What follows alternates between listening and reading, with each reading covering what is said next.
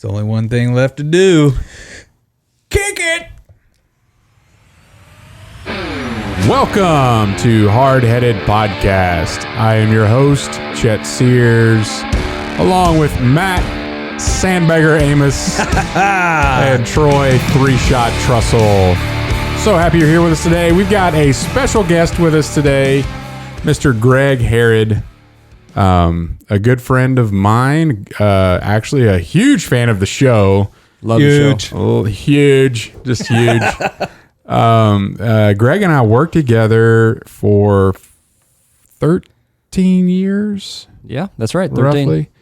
Yeah, worked at the same place for 13 years. Started working together in earnest, probably around 10 years ago, or 11 years ago, somewhere around there. Yeah, it's in various capacities. We worked together for about a decade. Yeah, so if you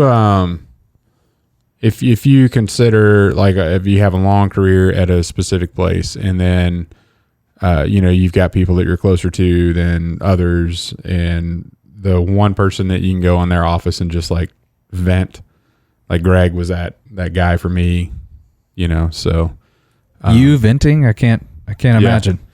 Yeah, like I got something to say, and if I did, I'd probably get fired, so I'm just gonna go tell Greg. Yeah, that worked out pretty well. Yeah. Oh, that's pretty funny. No, I mean, it was a reciprocal relationship. Yeah. Yes, it was. So Greg and I actually got into podcasting together at that company. We had a book that we really liked and we wished people would read, and so we bought a whole bunch of copies of the book, and not a whole lot of people were reading it. And then so we said, well, how can we get this out more?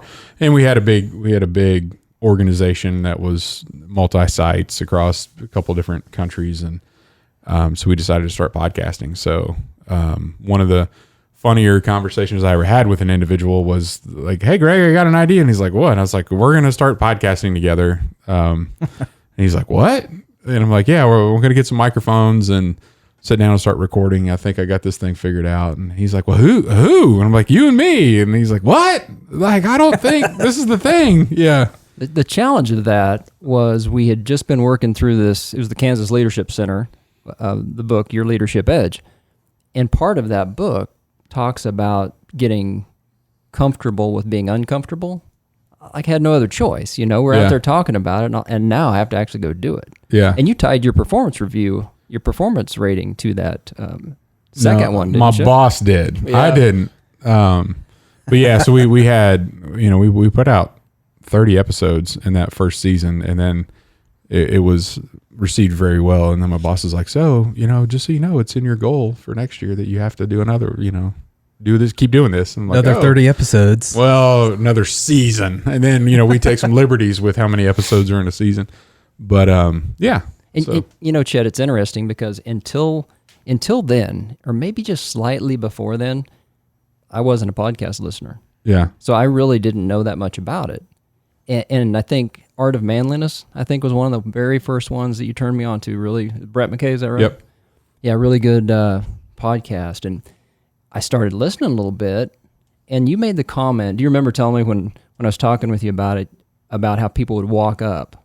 Yeah. Yeah, talk about that. I would just walk up and say, so at that case, we were recording, I don't know how far in advance, but you'd be in the moment and talk. And then, I had to do a lot of editing. There were several things I didn't like about the way I talked, and there's, pauses and, we got to take that out. So a lot of editing, and then we ended up would release it, and somebody else, we had somebody else on our team that would actually send them out and distribute it. So weeks would go by, and then you'd just be walking around the office, and somebody's like, "Well, yeah, that thing, I think you should do such and such." And I'm like, "What are you talking about?" But they had just listened to me say it, at their desk listening to the podcast. I'm like, "I have no clue what you're talking about." And so it was really hard to keep up with, well, what just released? What is everybody thinking about Greg and I's, a conversation that we just had to them, but that's months old for us. We don't even know. So, and it's interesting that I have a similar experience. I walk in here, and Matt, I think I met you one time when Chet and I worked together. Yep. Out the plant, right? And I feel like I know a lot about what's going on in your life because I'm listening to all your episodes. Yeah. They've both been good. So Greg, and this is kind of just interesting information for you guys. He's got a list of podcasts that he listens to based on when they release and his dog walking routine. So he's got 2 dogs that are apparently digging up your new yard. We talked about that, didn't we? And but yeah, so he'll go walk the dogs and listen to the So I'll typically, if something happened funny or whatever, or there's something that Greg thinks is funny, he's just gonna needle me on it. It's typically while he's walking the dogs listening to our podcast. And I don't know about the rest of your listeners, but you guys are my Friday routine. So a lot of the podcasts I listen to, they're about a little more focused on, business or, a little more intense. And when I kick you guys on, take off on my Friday walk, it's just fun to sit and listen to you guys. It feels like I'm sitting in the room with you and I'm walking the dogs on a Friday, kind of decompressing. So yeah, I appreciate what you're doing. And here you are sitting in the room with us. Sitting in the room. Yeah. And you just said kick us off, I believe. It was a form of kick it. I like that. Yeah. I like that a lot. Which we put so much thought into that, That's right. Like, literally the first time. So much we don't never planned.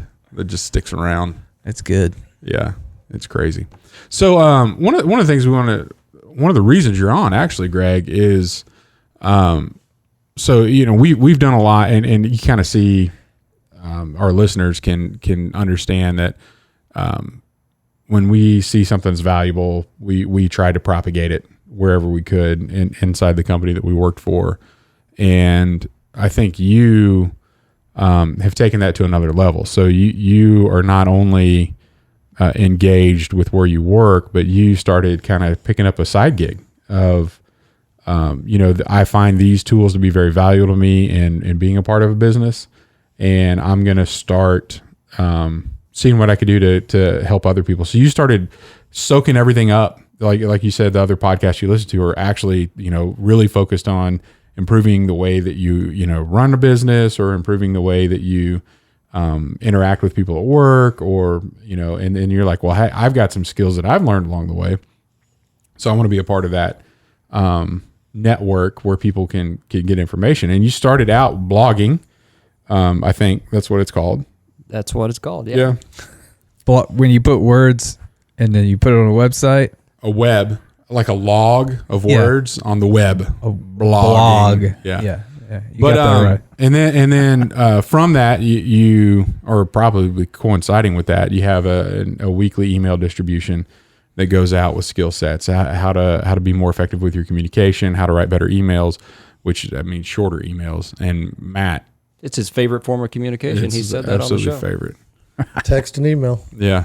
But then you've got some exciting thing coming down the pipe. I do, yeah. And so have narrowed down, not just overall business improvement, but what you've really focused on and what you're really good at is connecting people. So I have, like, if we're talking about, hey, such and such, well, do you know so-and-so? Have you, here, I'm going to send an email and copy them just to introduce you to you, like really big on connecting people, really big on mobilizing people. So you need all of these tools so that you can do more, or to be more effective, or you could be more successful, and then actually delivering results. It doesn't matter if things aren't improving. So you've kind of taken those 3 areas, connect, mobilize, and deliver, and are packaging up a brand new podcast. Yeah, launching on July 29th. Pretty excited about it.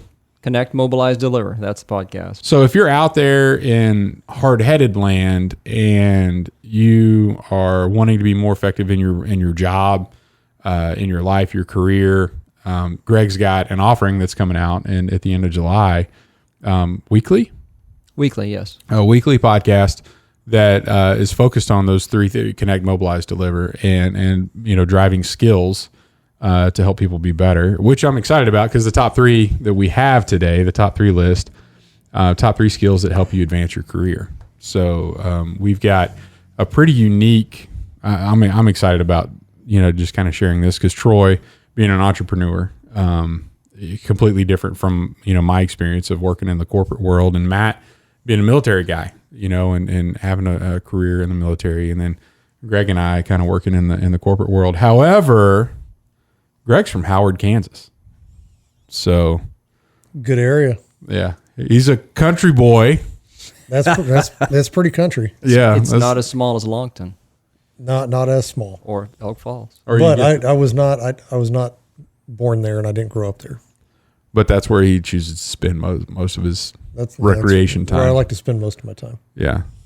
Do you ever stop at the what is it? The Tasty? It's not a Tasty Freeze. What is it in Howard? Toots, man. Toots Drive-In. Yeah, man, I've been there. Have you? Yeah, I've had burger there twice. Yeah, you stopped with the family when you came out. Yep. Yeah. And then Howard, Kansas, Toots Drive-In. Is that what it's Toots called? Drive-In. My grandparents were the second owner of that, if I have it right. 1955 was when it started. Yeah. And then they were the second owner. Yeah, so I grew up there with my grandma working. I grew up picking up trash and Yeah. learning how to work right there in Toots. So so being small town USA and your dad's a small business guy, and your brother I think works with him now. He does, yeah. And then you decided you went to K-State and you started interning for and then ended up working full time for Caterpillar. Correct, yeah. So tell me about starting from the small town, small business. Heck, your grandmother owned a drive-in, to working for one of the biggest global manufacturers anyway at Caterpillar. What did you learn in small town USA that you've been able to apply in your business world? Yeah, and you guys, when you were talking about growing up small town, growing up country, and your arguments about that, but it's one of the blessings you have when you're in a small town, and especially it was such a blessing for my folks to own their own business, because you learned how to do everything, and you learned that being an owner of a business didn't mean you take vacation whenever you want. It meant you do everything. You're responsible for cleaning the toilets. You're responsible for making the decisions. And from the time I was small, my dad and my mom as well would just take us where they were going, do the work, and just working right alongside them. So you learn that work ethic. Which is common or not common in the big corporate world? Can I tell you a quick story? Yeah. So maybe some of your listeners have heard of a guy named, if they've heard of him, it's probably because his name's H.B. Bourne. So he was about 6'8", something like that, and he's from Medicine Lodge, Kansas. And he was the co-op director for Caterpillar. So Bert, he went by Bert at the time. So Bert Bourne would do interviews for the co-op program just by calling you up and talking on the phone. When he found out that you were a kid from a farm or you were a small town kid from Kansas and knew how to work, you pretty much got the job. So when I was a co-op student with Caterpillar, it was just a big group of guys who just were hardworking, and gals who were hardworking, knew how to do that, because Bert Bourne, who actually has, if I recall, his jersey retired at KU. So he was a serious basketball player, but he knew how to recruit hardworking kids who... Yeah. So wanted to take there's the a next skill level. set there I guess a trait that he's identified that's not always common. Yeah. And when you talk about skill sets, it's stuff that you've talked about, Chet, with me. Skill is something that you can learn, you can practice, and you can get better at. And working hard is one of those. You can learn how to get after a job and you don't do it quite right and you have to do it again. Yeah. It's something you can learn. So one of the things that I think is hilarious about Greg and I being pretty close coworkers is that we're wired differently, a lot differently. Like Greg is this very detail-oriented, plan, spreadsheet, map everything out, think about every angle, and I'm not as like that at all, which was kind of funny when we launched the podcast, internal. He's like, well, so are we going to write out everything that we're going to say before we record? I'm like, no. Okay. For the record, who had the tracking spreadsheet? Who built the tracking spreadsheet? I did for you. I did that for you. Okay. I understood who my audience was, and I'm going to have to go a little bit above and beyond to make you feel a little bit more comfortable because you stepped out of the comfort zone. But anyway, yeah. So it's kind of funny, and we've actually had people that we've worked with or that have worked in Greg's organization will come and work for me or vice versa. So it's I worked for you for a while. Did I ever give you a performance review? I know you didn't. You never give me a raise. I remember that. Maybe you never earned a raise, Greg. Raises aren't given; they're earned. Oh, What are you about to Matt's say? got something to say. Huh? He's about to go crazy. You could adjust that, however. There we go. Yeah. Hey, so I do want to say one thing, if I could, Chet. Yeah. When I think back to doing a podcast and how I got to actually, hey, I'm going to do this thing, which ended up being a blog for a year. You were a big part of that, because as that time in our company when we were working together, we had a lot of folks who were doing different things. Some leaving on their own, some who were asked to leave, others. So that was kind of the starting point. And this idea of connecting was huge, because all of a sudden I realized these people that we sort of thought, hey, we're going to be together on the same team for a long time. All of a sudden they were gone. You look around, it's like, well, they're not there anymore. Then furlough, we had furlough time. Yeah. And it made me realize I want something where we can connect, but not be dependent on a company to allow us to connect. And that's where I think the podcast really comes in. That's what you guys are doing now. I feel like you're connecting. I'll just speak as one listener. I'm connecting with you. I feel like there's a place where I'm in a conversation when I'm out walking the dogs, and I can still learn from you guys. I can be a part of that. And that's kind of what I want to add to my listeners, to allow them to have a place to connect. So I think one of the things is a little bit different about the podcast that you have coming out. You're definitely focused a whole lot more on educating your audience than we are. That's accurate. true. That's accurate. Oh, I've learned a lot from you guys. We may not be focused on you You learning. learn that you can do a boil on a smoker. This is still happening. Education. This has got to go. Well, I'm a little scared because I made a comment on Facebook. Now I got this lawyer after me, lawyer from Louisiana after me. What did he say? What was that? It was Chris Broughton that said that. I know who said it. Yeah. Yeah, he said, did I have a problem with, why were you outside your lane when you started talking about culinary? And Oh, you mentioned something about Cajun food. He's like, yeah. no, I just mentioned I thought you were a little outside your lane when you started talking about culinary terms. You're talking about boiling, grilling, and he's like, well, do you think any kind of grilling's barbecuing? I'm like, well, I didn't say that. Yeah. Easy, you're a lawyer. Well, and to be fair, Chet's description of barbecue is absolutely wrong. Did you guys settle the boil? Yes. He just says it's settled. So apparently it's settled. I don't agree with what he's saying. It keeps coming up in every episode since we talked about that. So I'm going to say it's not settled. Seems like it's not. But we're not going to settle it right now. No. Sorry for bringing it up. Troy's tired of talking about it, apparently. He's defeated. Yeah. 2 more to go. All you got to do is outlast the competition. No. Or they could just give up on you. You're not going to get educated. But anyway, so you're definitely focused more on your audience learning, and one of the ways that you're doing that is you're inviting people on that you've learned from for them to share. So I generally don't know. Are you having episodes where it's just you, or do you have guests on all of them? Yeah, I'm going to do some solo. The dynamic you get with a conversation is great, but there are also times where I feel like I just need to have a message that comes out. And to be honest, it makes the production a little easier. You can control when you have a solo episode, but it's always good to have. What I've learned is I really don't know nearly enough to share to my listeners. Yeah, I listen to podcasts, read articles, read books. You have experience. Yeah, I mean, you've tried experience. things, you've been to training, Yeah, but there's so many people who know so much more than I do. Yeah. Yeah. So I'd love to have you guys on as well, just to share from your various. You have a lot of leadership experience in different areas, and it would be great to have you guys on too. As long as that, so I've already recorded 2 episodes with you. As long as I stay at least one ahead of either of these guys, they could be on there as much as you want them. So, not going to have more episodes recorded with Greg than me. Just so you know. Are you going to get a trophy? Yeah, in fact. Speaking of trophies, to be on the podcast, you have to have one, right? So I brought mine. Yeah. Which is that? Who's beeping? I don't know. That's not me. Okay.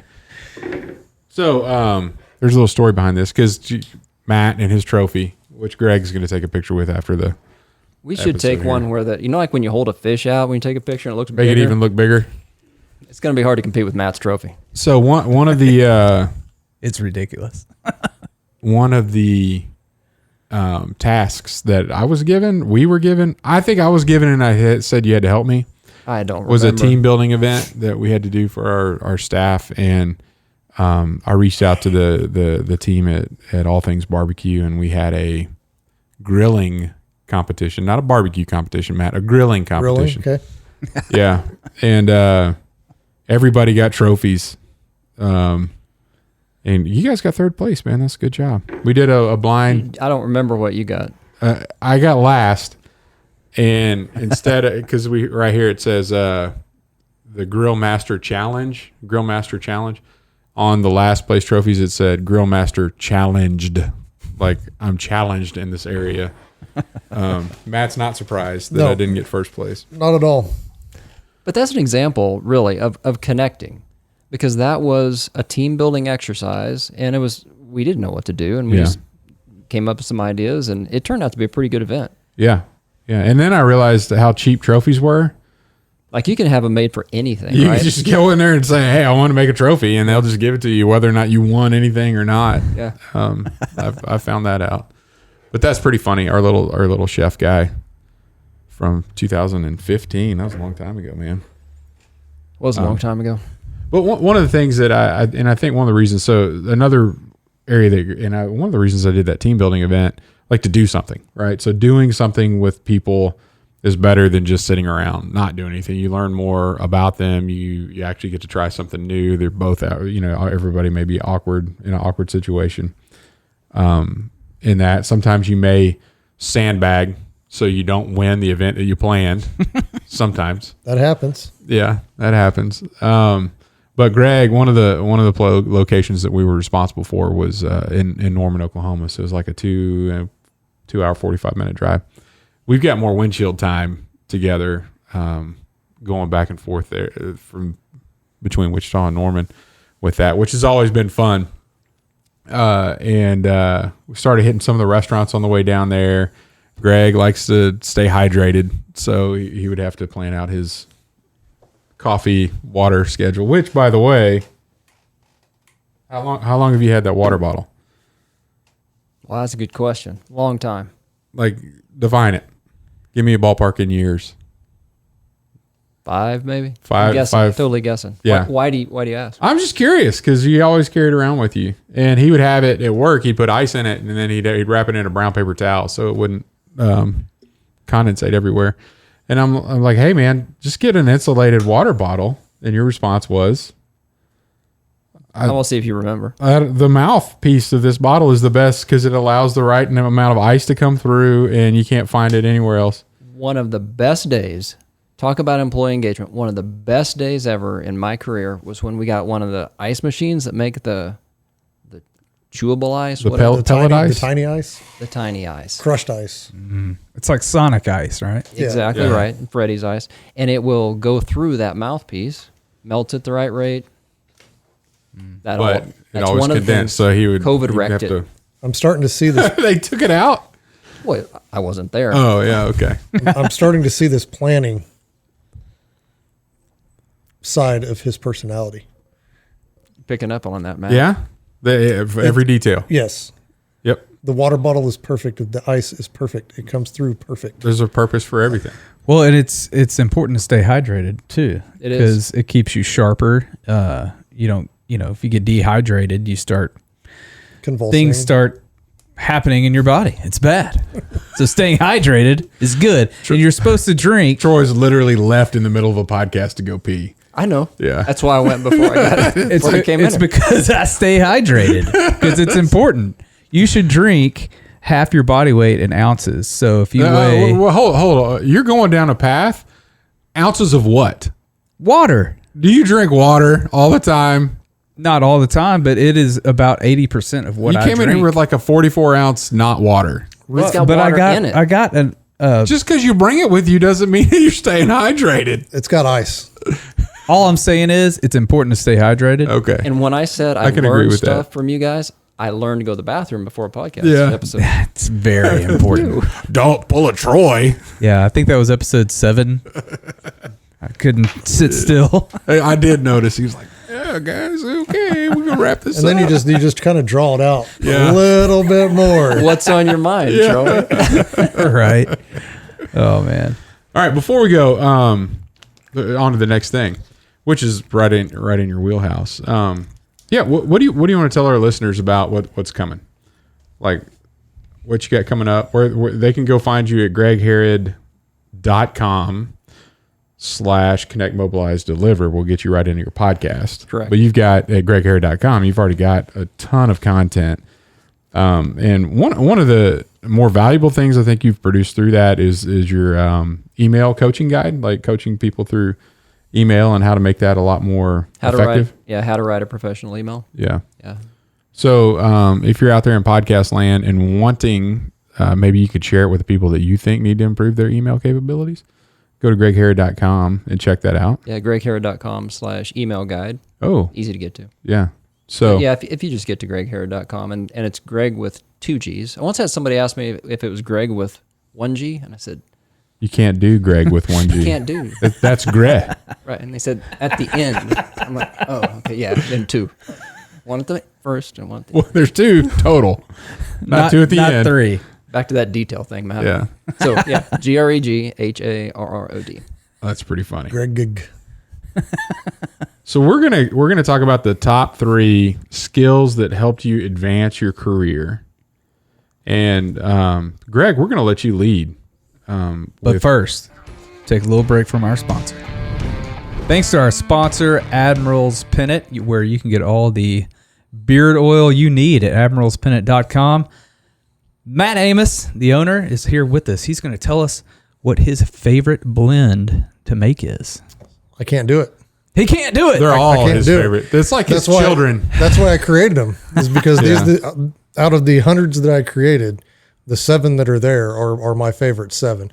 And a lot of people ask, why haven't you gotten into beard butters and mustache waxes and all this kind of stuff? And started creating, and I was like, man, I cannot create anything better than what's out there on the market when it comes to that kind of stuff. Just because for whatever reason, I'm not good at making that. But the oils, You got that down. I've got that down, and that's why those are there. Because if I didn't think they weren't the best, I wouldn't put them out there. Hints of patchouli, sandalwood, cedar, fir. I mean, Tea tree. There's so many different options that you have. Go to admiralspennant.com, check them out. And if you are not a bearded individual, you know somebody who is. Why don't you buy some for them? And 7 is the perfect number. Word. And welcome back. Thank you to our sponsor, Admiral's Pennant, for that wonderful commercial. It's fantastic. Great personalities represented in that spot. Top 3 skills that helped you advance your career, Greg, in any order that you would like. It would be crazy if somebody started it too. Yeah, absolutely crazy. Troy would probably go nuts. Yeah. Unheard of. Yeah. So in a shameless plug for my podcast, Connect, Mobilize, and Deliver, can you guess what 3 skills I'm going to go to? Man, maybe those 3. I'll let you guess, Troy. Deliver, mobilize, and then connect. 3, 2, 1. I'm going to say number 1. I'm just going to guess. Number 1 is connect. I don't know. What's the most important one? Well, they're all important. And Okay. let me tell you why. But I am going to start in the order that helps people remember it. So we'll start with Alphabetical. Number 3. Is that right? Connect. So we talk about skills that have helped in the career. And really connecting is essential in my mind. It's about connecting with people, being able to get to know people, connect with them in that way, connecting people to people. So if you can help, as you said earlier, if you can help get a person connected with someone else who can help them, You're helping other people. And I should have said earlier with the podcast, it's all about leading with kindness and confidence as well. So there's this gap, in my opinion, of folks who think you can't be a kind leader and be successful. But Chet, you've proven that. I know the way you guys live your life, you're proving that as well, that you don't have to be a jerk to get results. You can lead with kindness, and then you can be confident in it. So that connecting is about helping other people, serving your team. But it's also about connecting people to resources or opportunities. So I think I'm following the path that you guys do, where I've maybe put 5 into 1. Yes. Is that right? That's not all of us follow that, but that's Chet's deal. No. Yeah, so you Chet always has you got your honorable mentions. mention. Yeah. I'm not the only one. Pretty much. No, every time I do it, you have to throw in some. So I'll just get you back on track. Sorry. So connect, mobilize, deliver, Yes. and then honorable mentions, lead with kindness, and No. Connect with all kinds of varieties of connecting. okay, So that's still number 3. yeah, And then mobilize. And that's a bit of a borrow from the Kansas Leadership Center, because they talk about mobilizing people to do hard work. And that's about bringing people together. So that's whether you're leading a meeting or you're sending an email, as we talked about. It's about getting those people. It's one thing to connect with people and, yeah, we like each other, but you still got to get them moving in the right direction. right, And so number 2 for me would be mobilizing. And those are all great, but if you don't deliver results, you're not going to have an opportunity to have your job. You know, your career is about delivering results in some form. And that's not just at a business. That's if you're a coach or if you're a leader of an organization, you're there for a reason. yeah, So you got to get it over the goal line. You know, you got to done. You got to define what done is and then get it done. yeah. So I would go with connect, mobilize, and deliver in a shameless plug. Sweet. Shameless plug for the podcast, Connect, Mobilize, and Deliver. I like hosted it. by Greg Harrod. I'm a fan. Matt, top 3, man. Top 3.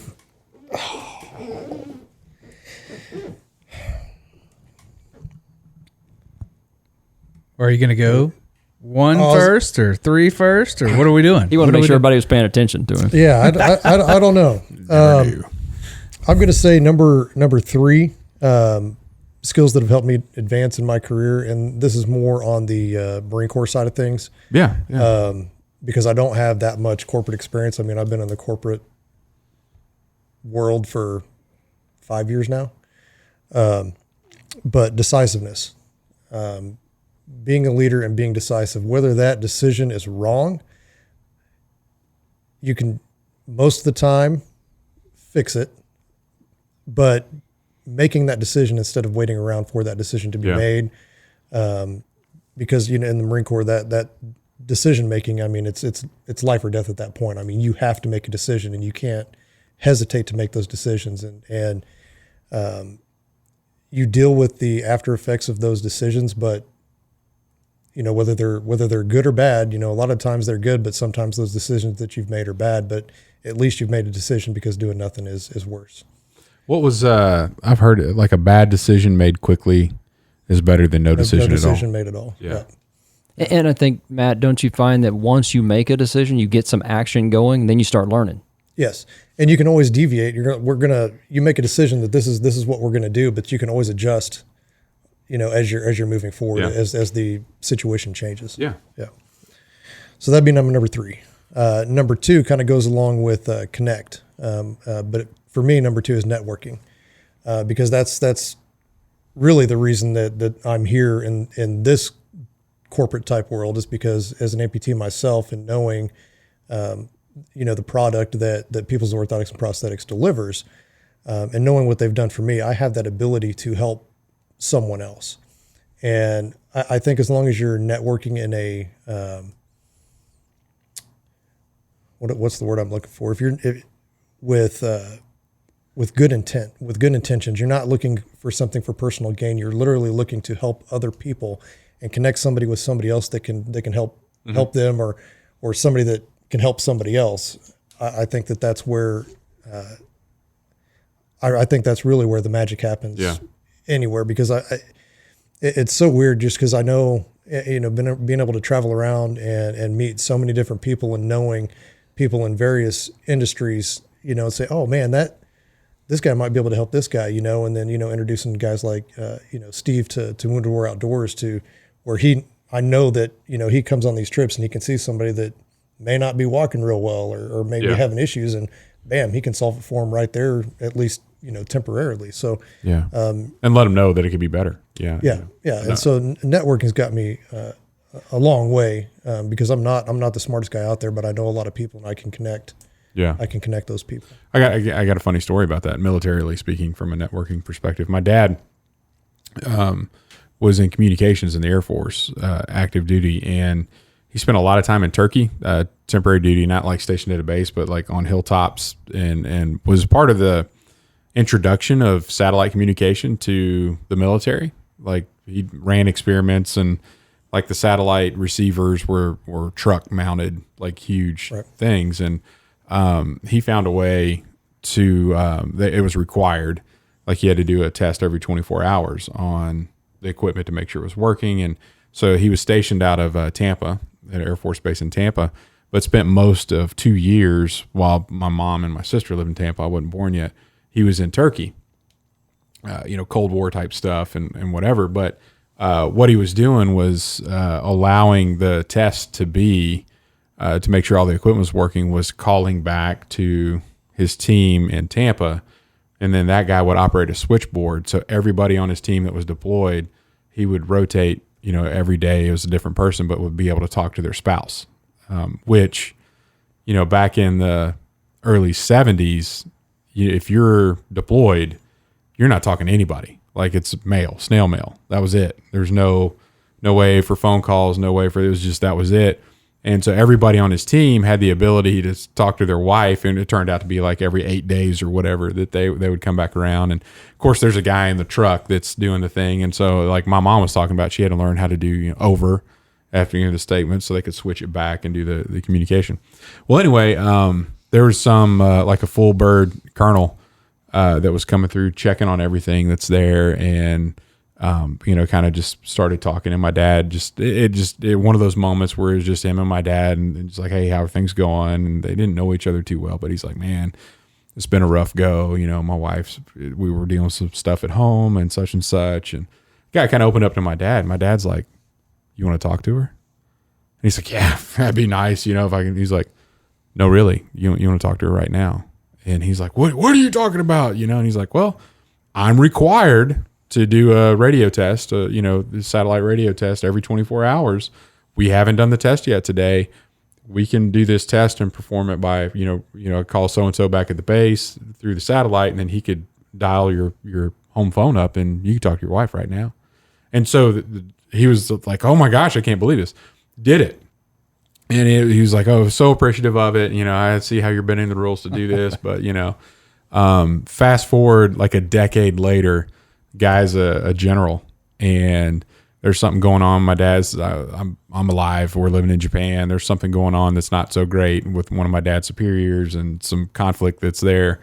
And general got called in, and this guy was trying to come down real hard on my dad about some situation, and to the general. And he's like, Chief Sears? And he's like, yeah. Oh no, he's good. Like, I think you're the problem. In fact, they were going to go fly off somewhere on some helicopter to go check on something. He's in fact, I want the chief to be with me. So you just sit here. Like, they were going on this dog and pony show, and he like literally told the guys, like, your seat just got given up to this guy, all because of the networking. Hey, I'm gonna be nice. There's an opportunity here. I could see that I could help you. And 10 years later, that comes around and turned out to be a really big thing for my dad in that situation. And he had admiration and respect, and was already had a good word with the guy that he needed a good word with, just because he was nice. It's nice when those situations work out in your favor. Exactly. You don't want to be the guy that just got kicked off. No, you want to be the one going with the general. Sorry, thanks for letting me take some of your time there. No worries. You didn't take any amount of time. We get all the time in the world. So my number one goes back to pretty much everything that the Marine Corps focused on. And in the Marine Corps, and I still maintain to this day, the best leadership course that I've ever been to was Infantry Squad Leaders course in the United States Marine Corps. And I came out of that course, it's, I forget, I think it's a month and a half long. But you are trained to be that leader of that squad. And even in boot camp, you know, the entire Marine Corps is basically a leadership course, and they really focus, because the Marine Corps heavily focuses on small unit leadership. And so, you know, whether you're that, you know, team leader that's controlling 4 guys, or the squad leader that's running it, or the platoon sergeant's running the whole platoon, and I'm speaking specifically for the enlisted side, but they focus very, very heavily on leadership. And matter of fact, in boot camp, you learn the 14 leadership traits of the Marine Corps, and they have an acronym for that. And it's called JJ Did Tie Buckle. And those 14 leadership traits, and you used to have to, I mean, you had to rattle them off. You know, Yeah. I've been out for a while, so I wrote them down. But they're judgment, justice, decisiveness, integrity, dependability, tact, initiative, enthusiasm, bearing, unselfishness, courage, knowledge, loyalty, and endurance. And to me, on that list of 14 leadership traits, I think the number one for me is integrity, and that's integrity has gotten me a lot farther than any of those other on the top 2 or my top 3. Mm-hmm. Because if you have integrity and people know that you have integrity, they know that they can trust you, and having that trust builds confidence, and then that confidence in you put you in positions to where you can lead and advance yourself, because the leadership knows that they can trust you. Can I ask you a question? Yeah. I'm curious. When integrity gets thrown around a lot, when you think of integrity, what's it mean to you? What do you think? What's the definition that you think of? So integrity to me is always being true to your word. If you say something, you're going to do it. If you're going to lead with integrity, and integrity kind of involves that justice, and it involves that judgment, but it's I think most of those 14 leadership traits all tie into integrity, which is why I singled it out as the most important one, because I think so many of those fall under integrity. And, you know, integrity is also maintaining your morals and sticking to those no matter, you know, what might happen. You know, you might be in a really bad situation, or, you know, you may be in the business world, you may be in a negotiation or something like that, and you're like, you know, I kind of fudge this just a little bit to get the sale, or to get things going my way. But I think if you maintain your integrity and go forward knowing that, hey, I'm not going to compromise any of my values, I'm not going to compromise any of my morals, and I'm going to go forward and do this to the best of my ability, whether it works out or not. You know, it may be that, hey, you know, I'm the guy that screwed up. I'm going to have integrity, and I'm going to stand up and say, hey, I messed up, I screwed up. I'm going to take my licks and keep on going. And, you know, with those 14 leadership traits, it doesn't matter where you are in the corporate world. It doesn't matter where you are in business. You can be the lowest guy on the totem pole, but if you're exemplifying these 14 leadership traits, most importantly, I believe integrity, you're making your team so much better, and then obviously that's going to help you advance as well, and it's going to help your team advance. Yeah. And so that's why integrity is number one for me. It sounded like there's 14 you slipped, or extra 13 you slipped in there. If somebody's keeping score, you had the most add-ons ever. I think so. 14 plus 1. 15. Yeah, 14 plus 1. Networking's not in the 14 leadership traits. Okay. Nice job. Troy, top 3, man. All right. Skills that helped you advance your career. So in my career, started out in graphic design, and so number 3 for me would be web development skills. Ooh. Started out in graphic design, very quickly working for an ad agency, got thrown into web development. It's a skill that is just ever changing, on and on and on, and that skill alone is what brought me, or didn't bring me to Wichita, but it helped me get my first job when I moved to Wichita, because I was a web developer, and so that was a good skill for me. Hey, can I ask a question about that? Oh, absolutely. So I'm not trying to bait you into adding a bunch, but when you think about web developing, doesn't that encompass like all these other things? I mean, for people who don't develop websites, there's a ton packed into that, isn't there? Yeah, there's a little bit of code writing. There's design, just knowing different programs and how to put them all together. And So it's like piece saying it all together. playing baseball. Well, there's a whole lot of skills inside of playing baseball. Yeah. And you're better at some than others. And yeah. So yeah, a lot to go in that. And then number 2, kind of 2 in 1, is a camera operator and editor. So I quickly learned doing design and web development. I was good at it, but I wasn't as skilled as I was behind a camera and editing and putting things together.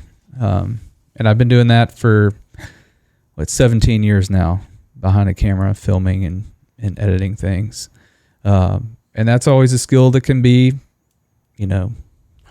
honed and just made better always. So, How do you get better at doing something like that, though? You just do more of it, or do you like look out and try to find people that are doing different things and mimic them? Or well, you want to find out what everybody's doing and try to be as good or better than they are doing it. yeah, So that's kind of how I get better at my trade. You know what I think's cool about that skill too is that's something that you can spin off and make money with quickly if you want to. Oh yeah. And some people are better at it than others, but it's not just advancing your career, but you can spin up a little side gig. Is that true, or is that? Oh yeah. I mean, the day we got cameras at the advertising agency I used to work at, the media buyer in the agency, his wife ran the company, so she bought the cameras, and he asked her, "Hey, can we use these cameras? Troy and I want to start filming weddings on the weekends to make some extra cash." She was like, "Absolutely."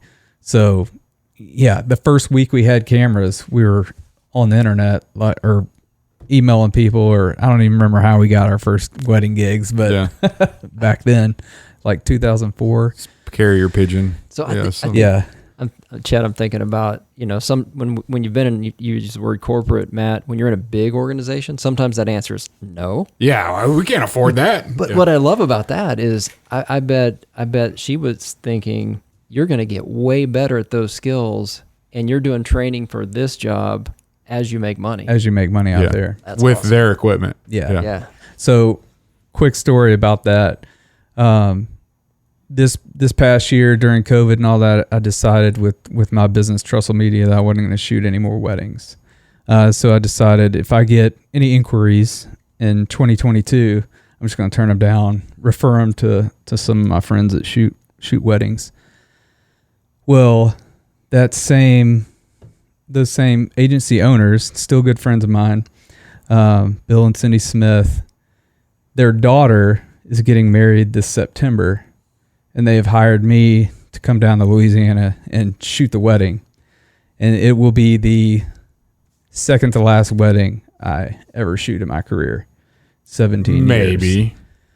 Maybe. Yeah, I'm pretty sure it's going to be the second What to if last one of your nieces is like, Uncle Troy? I will have a wonderful videographer come shoot that wedding. At least edit it, maybe? No. So for a Louisiana wedding, will they have a boil? I don't know what is going to be on the menu, but probably not, just from the mess that you would make with all your fancy wedding clothes. Probably not. But I have been to some southern weddings where they've had shrimp cocktail and lobsters, and I've seen it all. Yeah. So, and number 1 is a skill that I'm still honing and working on that was actually brought to my attention recently by a business coach that I'm linked with. So as a business owner, it's hard to take off certain hats that you wear because you have to wear so many different hats when you're running your own business. And in a videography business like mine, I get so focused in and stuck on the production side. So I'm wearing my production hat a lot, editing, shooting, all that stuff. So But I have to take it off, put on my financing hat, take it off, put on my sales hat. But I never even really thought that I need to take those hats off and put on my business owner hat. And so that was kind of brought to my attention, and he was kind of explaining it to me, showing me on a graph, like, if you don't ever step out of these roles and become the owner and tell the other roles what they need to be doing and focusing on in your business, you're never going to get ahead, because you're always going to be stuck spinning your wheels doing these different things. And when he showed me that and told me that, like, it was eye-opening for me in my business. And this happened recently, probably 3 months ago. And I've seen growth in those 3 months in my business just by changing that one little aspect. Focusing on your business instead of just focusing on editing and instead of just focusing shooting. on the production, focusing on the business as a whole. Yeah. So yeah, and that's just something that I have to keep reminding myself about and going back to that. So yeah, definitely number one for me. Sweet. All right. I'll start with number. He's going number two. I can just feel it. I'll go with number 3. And these aren't necessarily in a specific outranking order. Modesty, humility. And I think knowing that, like, believing and knowing that you're in the room and the other people in the room with you have something that you need, that you don't know. And so I can listen and learn something. I'm, most of my career I was in leadership in some form or fashion, person in position of authority, or trying to motivate folks to do stuff. And, so to go in the room and to genuinely come across as, I care about what you say. I'm not somebody that's way up here that knows all the answers, and I want your help. We're not going to be successful without your ideas. Has been a very valuable skill along the way. Number 2, data-backed boldness, which doesn't conflict with being humble or modest, but genuinely standing up and speaking to the things that need to be spoken to, which doesn't happen that much. And it's kind of funny, coaching people over the years, like, why didn't you, after a meeting, oh man, I can't believe, that guy said that and that wasn't true. And I'm like, well, why didn't you speak up? Well, I got to keep my job. I'm like, how many times have you seen somebody just get flat out fired right in front for speaking up in a meeting? Like, how many, tell me, this is a genuine question. Never. Like, how many years you been working? 30. Okay. So we've established that you're just not going to get straight up canned for saying, hey, I've got a different, I've actually had some data that conflicts with what you just said, something along those lines. You're probably going to get to it. I'm just really curious about your qualifier, the data-backed boldness. So you can't just pop off, right? You need to know what you're talking about if you're going to speak up. And I can't remember where I talked about this before, but one of the first times, and I was early in my career, literally just an individual contributor at a plant. We had, 30 people in leadership, 30 on the salary, at a 250 employee plant, and had a plant manager that was really difficult to deal with. Everybody was having issues, and we did an annual employee survey, and the survey structured like, you take it between these dates, and between these dates, the survey results will be given to the leadership of the factory, and they have to have plans submitted by these dates. And those were published. And so everybody's like, well, this place stinks and this guy's ruining everything. And I'm like, well, put it in the survey. Like, they're asking you for feedback. Whatever question comes up, that would be an appropriate response. So then you should write it in there. Well, I'm not sticking my neck. I'm like, dude, it's all anonymous. Like, you can't even put your name on here if you wanted it to. Oh, well, so everybody, and I'm like, of the 30 of us that are there, like, these are 20 people that are saying this, like, and I'm like, well, this is our opportunity. So I was assuming that people were doing that. And, so survey was taken, those dates came up, and survey results were distributed. I actually saw some hard copies, in a binder laying on some of the leaders' desks. And so it was known that the results have been distributed. But the dates passed, right? Like nobody brought it up. And then we're getting towards the end of the window of when the plans had to be submitted of how they're going to improve it. The dates to hear the results passed, you're saying? Yeah, those are gone. I got you. And now we're approaching the dates of the leadership has to submit plans that they get feedback from the team on what we could do to improve in these areas. No mention of the survey since we took it. So we had a monthly staff meeting, and all 30 of us are sitting in the room. And at the end of every staff, anybody got any questions or whatever? And I'm like, yeah, I got a question. I'm like, well, okay, well, yeah, what? Like, where are the survey results? It's my understanding, based on the information we got from corporate, that you should have already shared them with us, and that you have to submit a plan, like by the end of next week. Did you get the results? Are you making up a plan without talking to us? And do you plan on ever sharing the results with us? And like, all my coworkers that were around, we're in a smaller room, so we're standing. They just started backing up. Like, this guy's dying. There's lightning coming down out of somewhere, and it's over. But what that turned into was I'll teach you to speak up moment.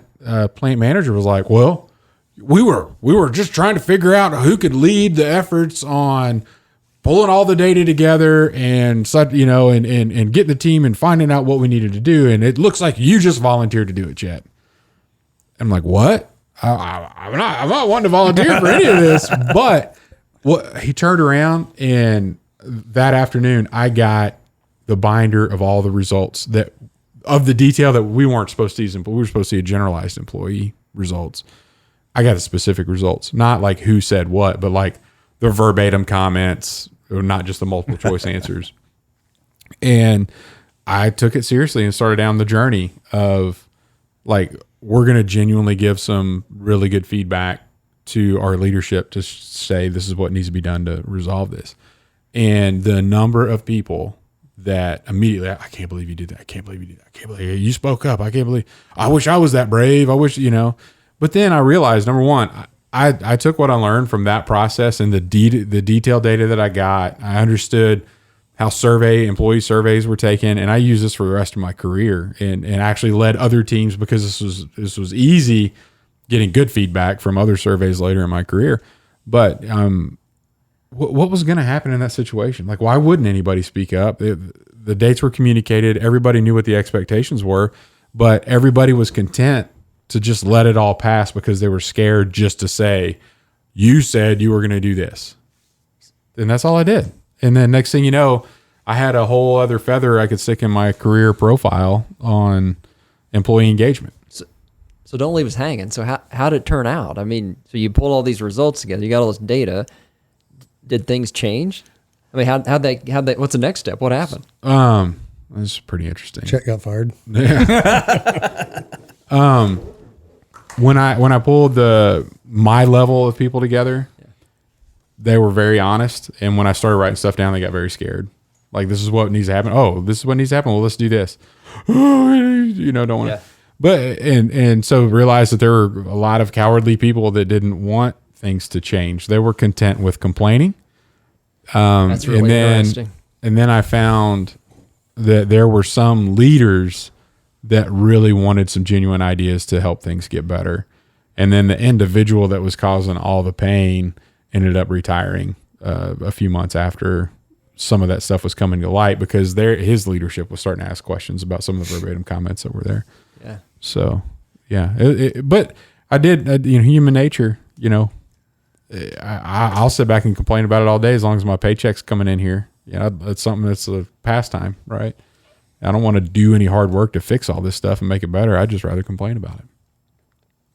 So, data backed. I wouldn't just get up there and say, you guys stink, it's leadership. I was like, no, here's the commitments that were rolled out that everybody's aware of. And then the number one, communication.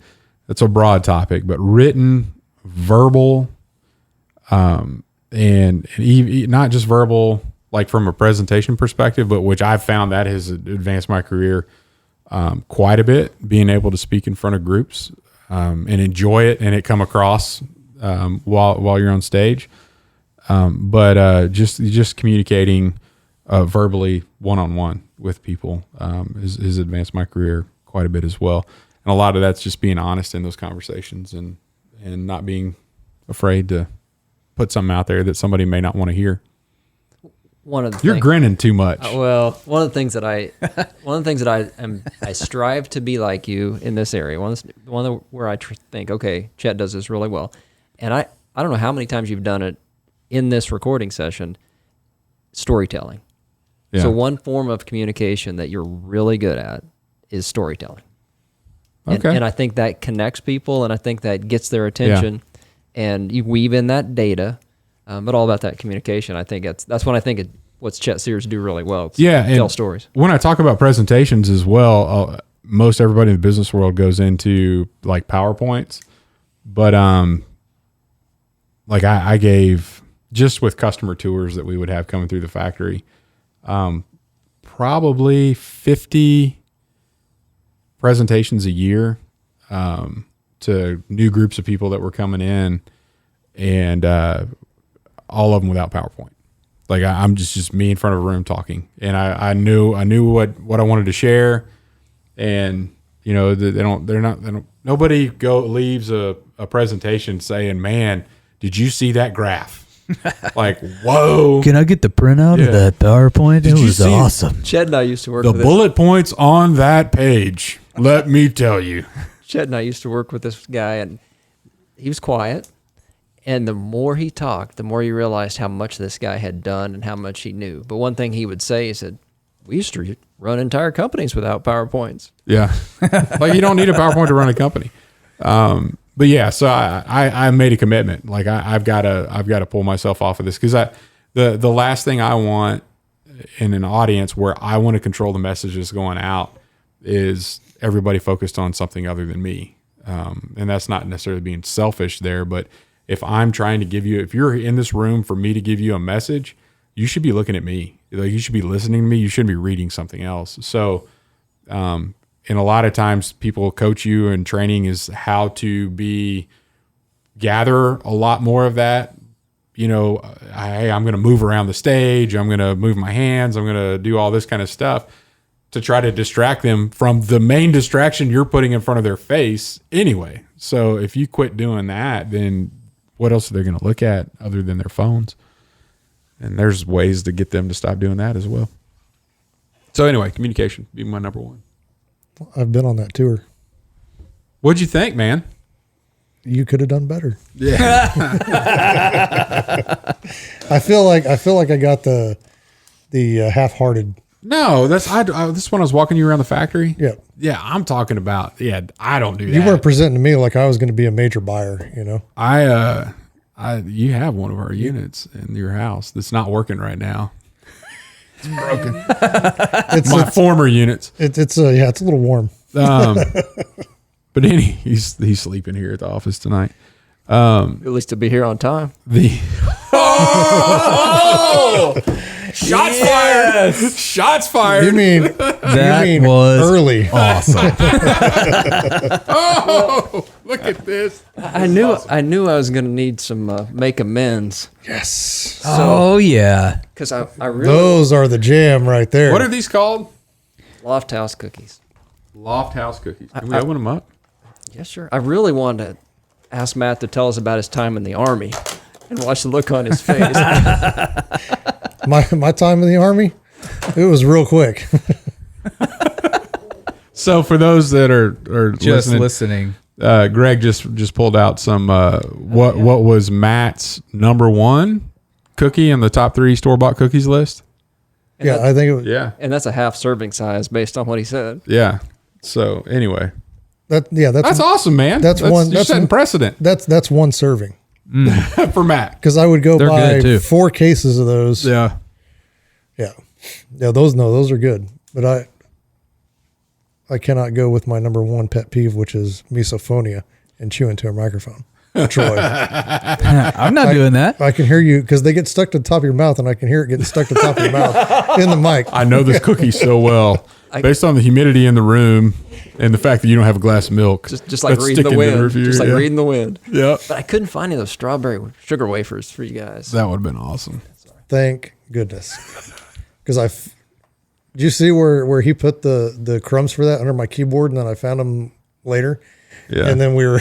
It's a gift that keeps on giving. I had a stash. It was. I had a stash. Like this was gonna carry out for a year. Yeah. I took several cookies and crumbled them in a bowl. Big investment too. And yeah.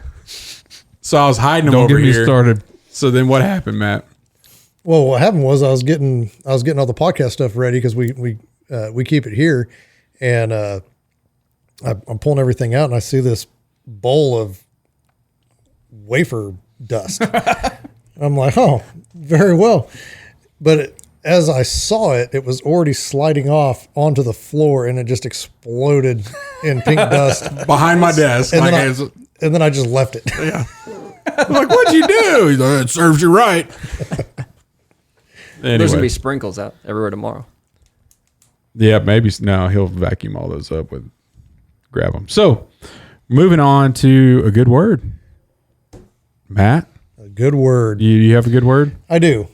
And I'm pulling a good word from my top 3, which is integrity. Okay.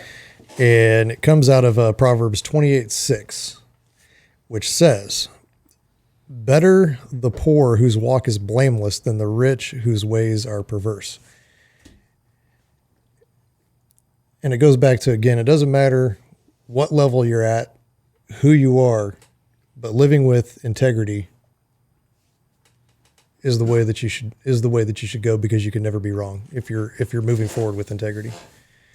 And there are so many verses that deal with I just coughed. You all right over there? you choking on a sprinkle. I hope it takes you out. That's not a good word. That's a negative word. Bring it back around. I'll bring it back around. Still 2021. Yep. It really doesn't apply in this office because it goes downhill in here quick. But again, that's my good word, is integrity. But if you go back to that passage of scripture, it like the end result of being wealthy or successful or advancing your career is not worth jeopardizing or compromising your integrity. Yeah. Yep. So be able to let your head hit the pillow at night, no matter what status you are, whatever project you're working on. Hey, at least I know I've been honest. I haven't compromised my values. The results are the results, right? I'm not going to cheat. Yep. That's valuable. 100%. And that's where I'm at with a good word. Thank you, Matt. I like it, sir. Thank you, Greg, from GregHarrod.com. I love how you say that. Maybe I'll do voiceover work. Welcome to Greg Harrod's podcast. Connect, No. mobilize, and deliver. He's going to want to hire me for that. Oh, yeah, because you have so much energy. Because you're Right. so animated. Welcome to, Anyway, let's take this thing home, which is another way of saying, Matt, why don't you play some music? oh, you want me to? Kick it. No, we're not kicking it. We're Oh, closing it. We're closing it. Yeah. Thanks for joining us. But again, thank you, Greg. Glad to be here. Hope you had a lot of fun. I did. We enjoyed having you on here. And if you want to find Greg, GregHarrod.com/connect, mobilize, deliver will get you to his podcast page. And the podcast is dropping at the end of July. Please tune in. I think you're dropping quite a few on day one. And then after that, it's weekly. And so if you're looking at improving your skills in your career, Greg Harrod is a good place to look because he's going to be bringing all kinds of people through that'll help you do that. So tune in, connect, mobilize, deliver. You could search for that right now on iTunes or the Apple Podcast. all the directors. Anywhere you listen to podcasts, it's already out there. Getting ready. I think you have a little trailer that's Trailers out out. there. Yep. So don't forget to subscribe, like, and share this podcast with your family and friends. Have a great week.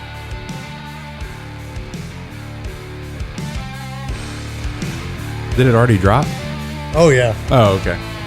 Yeah, you've been talking for like 5 minutes. We almost ran out. I'm sorry. No, you're not. Thank you, Greg. Man, that was fun. Thanks, guys. The cookie, I mean, taking care of us.